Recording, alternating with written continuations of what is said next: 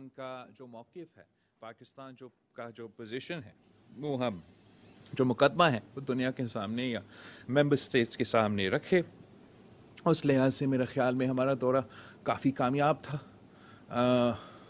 जहाँ तक bilateral issues है, जहाँ तक कश्मीर के इश्यूज़ हैं, उन पे तो हमारा मौक़िफ़ असूली मौक़िफ़ में कोई तब्दीली नहीं आया, मगर मल्टीलैटरली SCO का फॉर्मेट के लिहाज से मेरे ख़्याल में पाकिस्तान की पर्सपेक्टिव से काफ़ी कामयाब ही रहा है।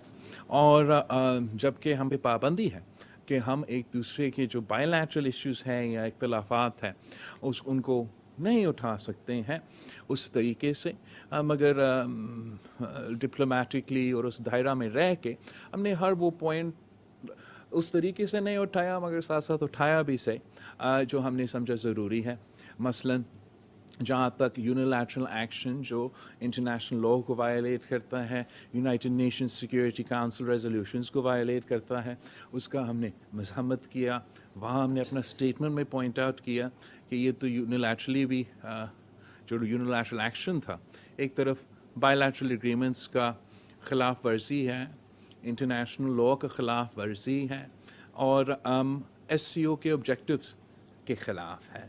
जहाँ तक दहशत गर्दी है, हमने वो मिथ जो मुसलसल ख़ास तौर पे भारत में BJP का कोशिश रहा है या RSS का कोशिश रहा है कि दुनिया भर के सारे मुसलमान को दहशतगर्द करार दे।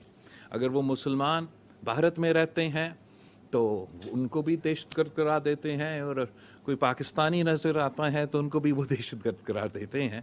उस मिथ को तोड़ने की कोशिश की गई। और मेरा ख़्याल में जब शहीद मोहतरमा बेनज़ीर भुट्टो उनके बेटा उनके सामने बैठता है तो जितना वो इस किस्म के इल्ज़ामात लगाने की कोशिश करे वो उतना ही काफ़ी होता है उनको इस टॉपिक पे इस लिहाज से जवाब देने का। मैं तो हैरान हुआ, इसलिए आप सबको पता है कि पाकिस्तान पीपल्स पार्टी के हम तो प्रोविंशियल लेवल पे भी और नेशनल लेवल पे भी हमारा जो हिंदू पाकिस्तानी कैंडिडेट है वो जनरल इलेक्शंस में पाकिस्तान पीपल्स पार्टी के टिकट पे लड़ के सूबाई मेंबर्स भी बनते हैं, सूबाई वज़ीर बनते हैं, नेशनल असम्बली के लिए भी लड़ते हैं, तो वहाँ भी मिनिस्टर ऑफ स्टेट बन जाता है। मैं हैरान हुआ, मुझे पता चला कि पूरा BJP, पूरा भारत जहाँ दुनिया भर का सबसे बड़ा मुसलमानों का अक़लियत का पॉपुलेशन है, और BJP की तरफ से ना उनका अपर हाउस में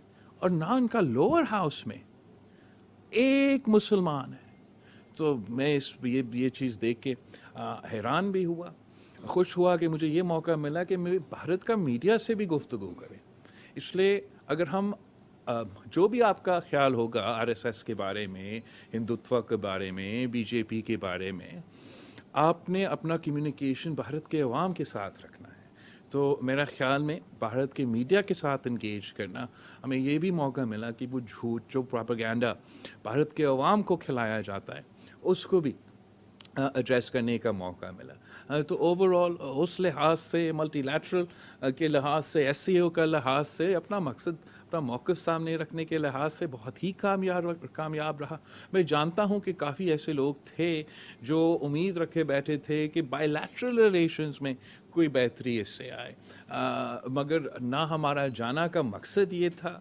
पाकिस्तान का असूली मौक़िफ़ आज भी वही है कि जब तक भारत 5 अगस्त 2019 का यूनिलैटरल इलीगल एक्शंस कश्मीर में वो रिवर्स नहीं करते हैं, हम मीनिंगफुल डायलॉग में इंगेज नहीं कर सकते। और यही वजह था कि मैंने किसी मौके पे भी ना उनका वज़ीर ख़ारजा या वज़ीर आज़म से मुलाकात का दरख्वास्त किया था, मगर मैंने जो भी बाकी सारे SCO मेंबर्स हैं उन सब के जो वज़ीर ख़ारजा है उनके साथ भी बायलैटरल मीटिंग्स किया।